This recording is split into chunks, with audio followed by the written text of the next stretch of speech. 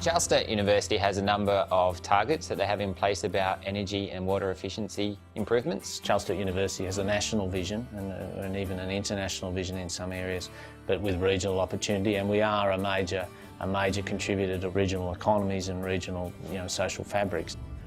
We believe we are looked to for that leadership, and we'd like to think that we can provide that. Part of the implementation of a sustainability strategy is obviously an investment. So what we tried to do is characterise that investment in terms of dollars and put forward a strategy to the university to say, look, if we want to get there, we do need to invest. And we've been lucky enough to secure a major internal loan. So we have a professional obligation to work within that framework, and I think that's not anything new to us, and we're quite excited about that opportunity. Energy and water conservation, although it's great for the environment, it is also a cost-cutting exercise. It is, in the case of Charles Sturt University, they will be doing it just as much for the sustainability reasons as they are for the fact that they're reducing their costs, and they're very, very responsible, trying to put more of their money into delivering services for the students instead of running their buildings. For us to spend the large amount of capital that's required for projects like this, they still need to stack up and have a business case in their own right. Well, we have a very knowledgeable engineering team that can identify what can be done, how it can be carried out so that building services are maintained or improved, and how to focus on the things that will achieve the financial criteria that the company or organisation is looking for. They went right across the campus, inspected a number of buildings, looked at light fittings, looked at air conditioning, looked at all the ranges of opportunities that could help you save energy and water.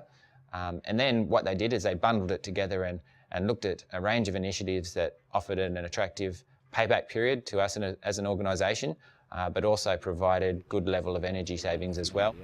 We deal with a lot of the government incentives around the country, so we're very aware of what incentives there are and for what types of organisations and for what types of projects, so that if an organisation was looking for government incentives or grants or things that might help them financially to carry out projects, we have that expertise and can very quickly tell them what suits them and what doesn't.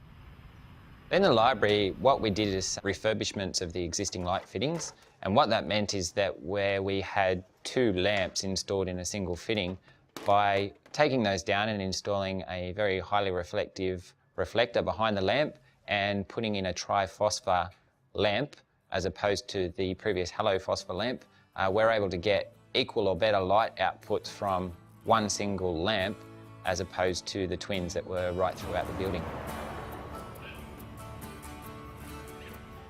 Here we are in one of CSU's veterinary science buildings, and what we did here in a foyer area is we upgraded some of the dichroic downlights that were previously in the roof.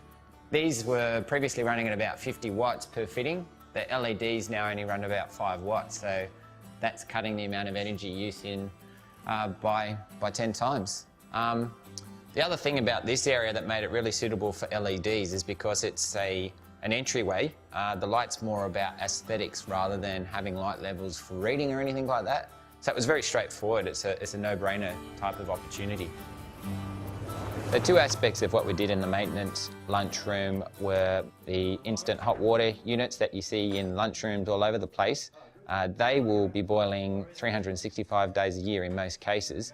And what we've done is we've installed an electronic timer device, which means that those boilers will only be operating when they're needed. Lights in those areas are typically left on all day, even though that they use them only for 15 to 20 minutes at smoko and half an hour at lunchtime. So by putting in motion detectors, we're able to cut that usage down from 10 to 12 hours to 2 or 3 hours a day. At the end, more importantly, we also measure and verify the savings. We want to make sure that what was estimated in the original proposal is delivered. It's very important for in this case, Charles Sturt, you need to know that they actually did get the savings. But this is kind of in between the rows of light fittings. So what do we get here?